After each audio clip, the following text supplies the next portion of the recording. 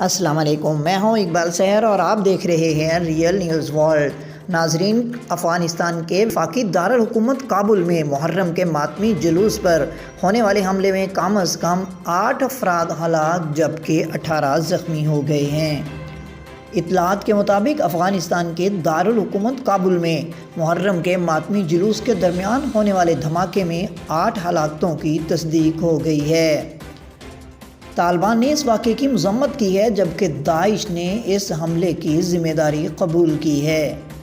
ادھر برطانوی خبر رساں ادارے کے مطابق اسلامک اسٹیٹ گروپ یا داعش خراسان شاخ نے اس حملے کی ذمہ داری قبول کرتے ہوئے دعویٰ کیا ہے کہ اس حملے میں کم از کم 20 افراد مارے گئے ہیں۔ ادھر طالبان کے ترجمان ذبیح اللہ مجاہد نے جمعے کی شام ایک ٹویٹ میں کہا تھا کہ کابل کے 6 شہروں کے علاقے میں آج شہریوں کے درمیان ایک گاڑی پر دھماکہ خیز مواد نصب کر کے دھماکہ کیا گیا تھا۔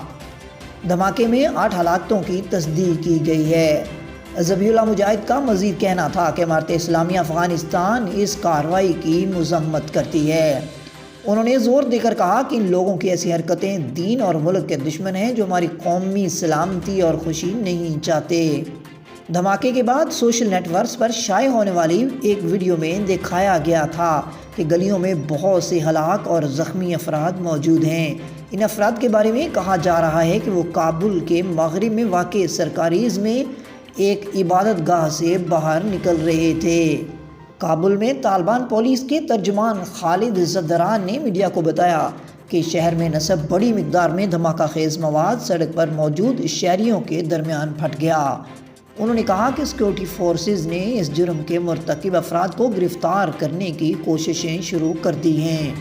خیال رہے کہ بدھ کے روز کابل کے علاقے کارت سخی میں طالبان فورسز اور داعش گروپ کے درمیان جھڑپیں ہوئی تھیں۔ قبل ازیں کابل پولیس کے ترجمان خالد زدران نے کہا تھا کہ سیکورٹی فورسز نے محرم کی تقریب کی سیکورٹی کو یقینی بنانے کے لیے تمام تر اقدامات کیے ہیں۔ مزید اپڈیٹ کے لیے ہمارے ساتھ وابستہ رہیں۔ اگر آپ نے ہمارے چینل کو سبسکرائب نہیں کیا تو کر دیجئے اور بیل آئیکن کو پریس کرنا مت بھولیے تاکہ ہماری نئی ویڈیو کا نوٹیفیکیشن بر وقت آپ تک پہنچ سکے۔